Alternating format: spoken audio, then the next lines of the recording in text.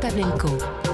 Votre matinale info sur Europe 1. L'édito politique sur Europe 1. Bonjour Nicolas Bétou. Bonjour Dimitri. Il reste 9 jours de campagne avant le second tour. Une campagne qui se fait désormais sur un rythme effréné. Ah, quelle différence en effet avec les semaines qui ont précédé le premier tour. Un climat atone, sans débat, sans polémique, sans les habituelles attaques et contre-attaques politiques entre candidats. Alors que depuis dimanche soir, la campagne est vive, animée, diverse. Elle se déroule à la fois sur le terrain, dans les médias et elle permet la confrontation des idées et des projets. Enfin, je note au passage que le président candidat, qui n'avait pas une seconde à lui pour s'occuper d'autre chose que de l'Ukraine, a retrouvé de larges plages horaires pour faire campagne. Bon, il était temps. De même qu'il était temps pour lui de corriger l'impression d'arrogance et de distance vis-à-vis des gens que cette campagne en surplomb avait fini par créer. Avant le premier tour, Emmanuel Macron ne rencontrait quasiment personne, ni électeurs, ni adversaires, ni médias. Et bien désormais, c'est plusieurs interviews et plusieurs bains de foule par jour. Mais est-ce qu'à force, le candidat Macron ne se met pas en danger ?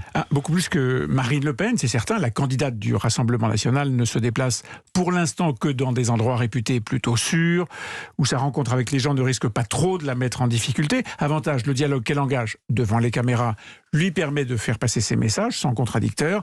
Inconvénient, sa campagne paraît plus normée, peut-être plus plan-plan que celle d'Emmanuel Macron, qui lui, au contraire, prend le maximum de risques. Le candidat président se met, comme on dit, à portée de baffe. Il doit contrer le procès en élitisme, il doit montrer qu'il sait écouter les inquiétudes des Français, se rendre accessible et humain en passant des heures au contact des foules.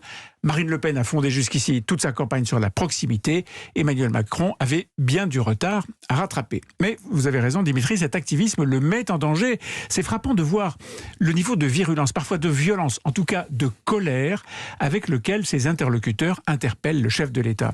Les bains de foule ne sont pas des bains à l'eau de rose. Alors certes, dans ces moments-là, Emmanuel Macron n'est que le candidat, il n'est pas le président de la République, mais qu'est-ce que ça change au fond, la brutalité sans filtre de certains propos ne serait pas plus excusable s'adressant à un homme ou une femme politique ordinaire. Vous trouvez que c'est très différent de ce qui passait lors des précédentes campagnes présidentielles ? Oui, très différent.